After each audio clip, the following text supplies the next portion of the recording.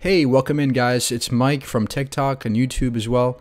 I'm going to be more in focus on YouTube as well, so go ahead, subscribe, follow, comment, like. And today we're going to talk about arguments for God. Now, you guys might know me. I'm an atheist. I talk a lot about evidence against God and evidence for God, and I always debate with theists about this. But I want to go through the main arguments today and try to give you a simple explanation as to why all arguments for God fail. So let's get started. So one of the main arguments for God I hear all the time about is the cosmological argument, the first cause, or everything has a beginning, right? The kalam. And basically, the reason why this argument fails is for several reasons. The argument goes something like this. Everything that begins to exist has a cause. The universe began to exist, therefore the universe has a cause. And this is basically a stage one argument for that eventually leads you towards a God. The problem is that nothing necessarily begins to exist. And when we say beginning, that's a very arbitrary word. What do you mean by beginning here? Do you mean begin to change or to begin to exist? These are vastly different things. So when we take a look at physics, the universe does not necessarily need a beginning. Space and time can be infinite, go on forever. There could be no end to space, just like there's no end to time, perhaps. Now, a lot of theists will say, well, the Big Bang, that was the beginning. Big Bang is not the cause of the universe necessarily. It could be a phase the universe goes through. The universe, in its entirety, space and time, can be infinite, go on forever. But the Big Bang is simply an expansion phase that the universe goes through. Perhaps it goes from expansion to contraction phases. But if there is a prior moment to the Big Bang, we can essentially say that's some kind of other space-time, where there's a scalar field where Big Bangs, happen all the time and due to quantum fluctuations.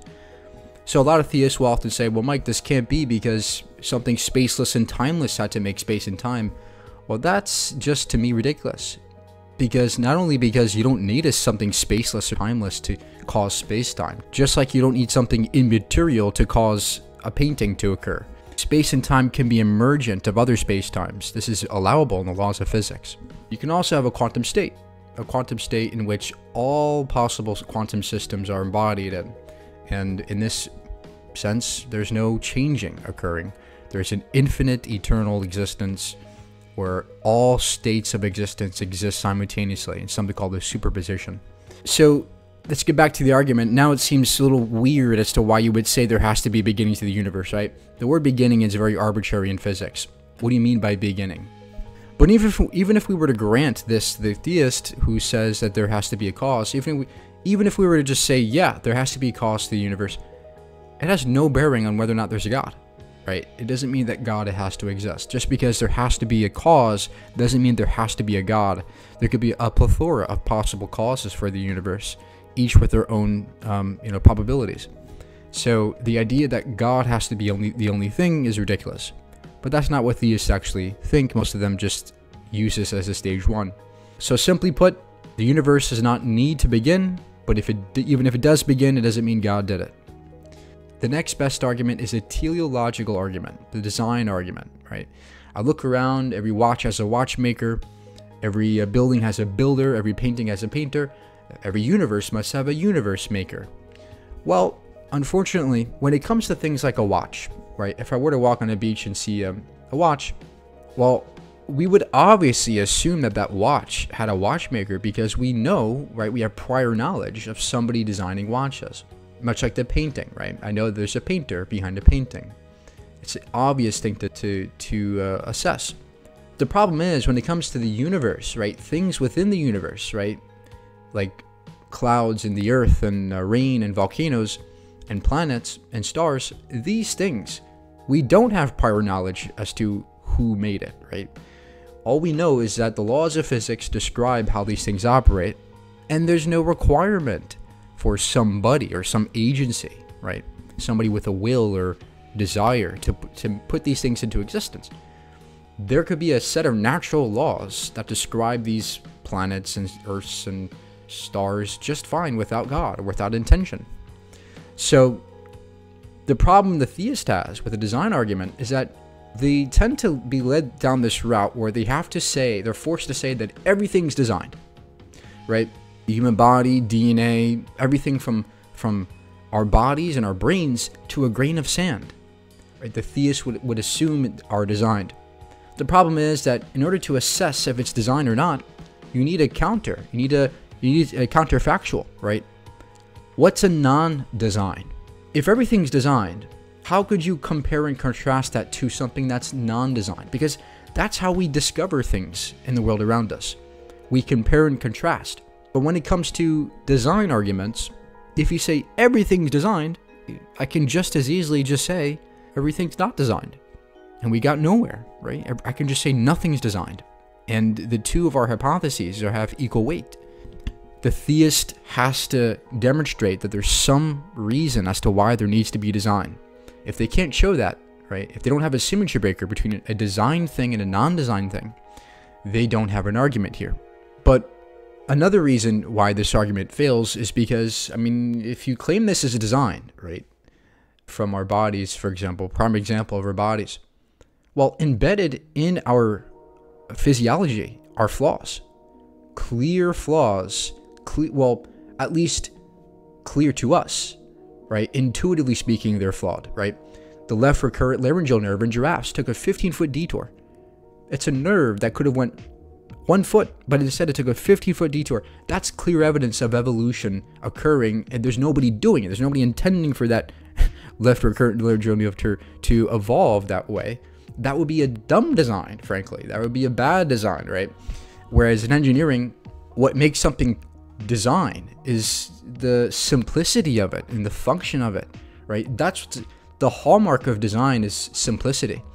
And for all these complex mechanisms to come about, it wouldn't make sense to say that there's somebody doing this, when if God exists, he could have easily made us without having the need to eat food every day. I mean, think about it. We have to eat food every day just to survive. That's a dumb design. We have to drink water. And if we don't drink water in a couple of days, you can die. That's a stupid design to me, right? All these clear, obvious flaws, like in the eye, for example. The eye. Many people are born blind or even have terrible eyesight. I have to wear glasses. And not only that, but the fact that mere apes as we can design something like a piece of glass that can alter our eyesight for the better and improve on our body. That to me is evidence that, yeah, there's nobody doing this. There's nobody super intelligent doing this. It's just a product of nature. And if it's designed, it's a bad design. Because if a mere ape can make glasses that can fix our eyesight, how could an omnipotent, omniscient being not be able to do the same? So there is a design argument for you. What's the next one? Another form of the teleological is the fine-tuning. Essentially what they say is, well, fine-tuning. The universe's properties are tuned in such a way that would allow for life. And there's a few problems with this argument. Number one is, well, they assume fine-tuning. We don't know that for sure if there's fine-tuning. That's an obvious counter. But more importantly, even if we were to grant fine-tuning, it doesn't tell us anything about if the universe was tuned for us.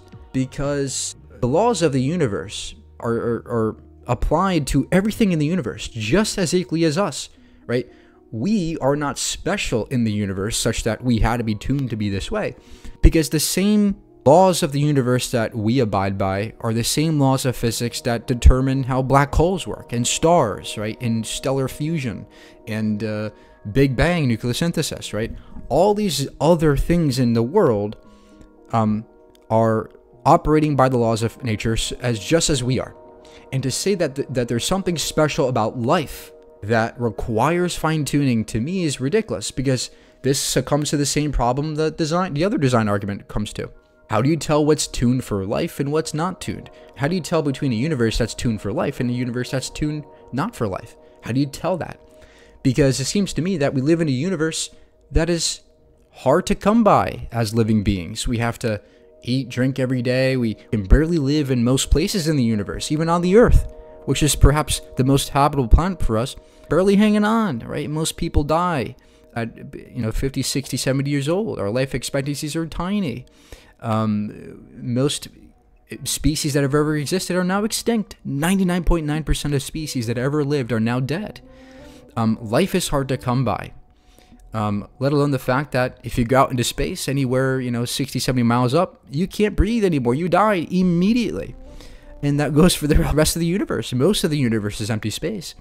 So why would God design a universe where 99.999% of it we can't inhabit? And how could you call that a universe tuned for life, especially us humans? That, to me, is arrogant. And that's one of the problems with the fine-tuning. Another problem with the fine-tuning is that we can explain the fine-tuning with, nature. We can have a naturalistic explanation for fine-tuning, a quantum field. There could be, we know that there are multiverses allowable in science, which allows us to recognize that you could have a universe-producing mechanism, a quantum mechanism that makes possible worlds, actualize, in the sense that, of course, you would have a universe like ours eventually, because it's going to spit out all kinds of universe, each with their own laws of physics, and we happen to be one of them. And if the universe is infinite, well, it's almost inevitable that we'd get one like ours. So those are some of the general problems with fine-tuning. There's many more, but those are just some of the few I can think of. Another argument for God people like to posit is the moral argument. Well, there has to be somebody giving laws, moral laws. They're written on our hearts. They're intuitive to us. We all have it. And it seems like a good argument at first. Because it's like, well, why do we have these morals, right? Why even have them in the first place? But, most importantly, we have a naturalistic explanation for morals, and there's no gaps in our knowledge as to why morals exist. We have a purely evolutionary reason for morals, just like other animals do. So, for example, in nature, the species that was able to have these empathetic assessments of others around them or able to live better in tribes or in groups, right? For example, in elephants. Elephants are mammals that have limbic systems like we do, and they tend to help their young. They tend to help their young cross rivers and things like that. And if you're able to help others in your group, you're able to survive better as a group, right? And that's really what held us together throughout our evolution, just like most other mammals. We see this in dogs and cats and people, even dolphins and whales. And we know that this is a very good reason, very valid reason as to why we developed morality. It stems from our minds, our brains, the limbic systems in our brain that are able to use logic, reasoning skills, and empathy, right? Our compassion for others, right? These brain processes are able to survey their surroundings, right? And go, what's going to be beneficial for them to survive? This way I can survive as well, right? If we all survive together, we can help each other more. And that's kind of like the golden rule. Treat others the way you want to be treated. And when you have a collective society working together in that way, it's going to be very beneficial in terms of survivability. Morality is a very, very intuitive thing for most mammals, especially in other apes. Other apes are known to sacrifice for others, to give food for others when others are hungry. It's a way of showing our compassion. It's a way of feeling good about each other and ourselves. I know helping other people makes me happy. So that dopamine rush, that instinct to help others, I think is evolutionarily sound. Another good reason as to why morality comes from the brain is because we took a look at many people that have had brain injuries, or tumors.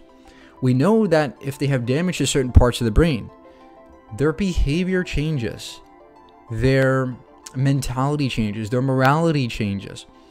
So, for example, there is this person who had a tumor in the brain, and it made them turn into a very violent person. Doctors came in, they surgically removed the tumor, and he comes back a few weeks later, and he's a different person. He's better behaved, he is more kind. It's clear and obvious that the brain has a lot to do, or at least an integral part of morality. And that is fully explained by evolution and physics. Now, when it comes to the theistic morality, a lot of people will, a lot of critiques of secular morality is that we don't have an authority or an objective morality to go by. Well, neither do the theists. And this is the point of the real crux of the issue here. The theist pretends as if they have objective morality because they get it from God, right? He's a lawgiver. But I think that's a bit pretentious, because The theist is not willing to concede that they might not actually have objectivity in their view. I am willing to concede. In fact, that's my position. I'm a moral subjectivist. In that sense, I acknowledge that my morality is merely my opinion, right? What moral opinions I have about reality, they're not factual, right? They're not facts of reality. There's no fact that you shouldn't steal. These are just preferences. And the theist has now, if they're going to hold the position that morality is objective, they have to demonstrate that morality is objective, that there's some fact about the universe, some law of nature that says you must not steal, right? And I just don't see it. The theist will say, well, the intuitive that morality is objective, or it's an intuitive thing, so that's hints to some objectivity there. Well, it's also intuitive that, ice cream tastes good, right? Does that mean that there's a fact of reality that says ice cream tastes good? I don't think so. I think that taste is a preference. Of course, there are differences between the two, but the point is that just like taste, there's a preference-based phenomenon happening there when it comes to morality. Another problem with theistic morality is that if you take a look at these Christian doctrines or Muslim doctrines, they're very, very selfish-focused, very egotistical forms of morality in regards to God, right?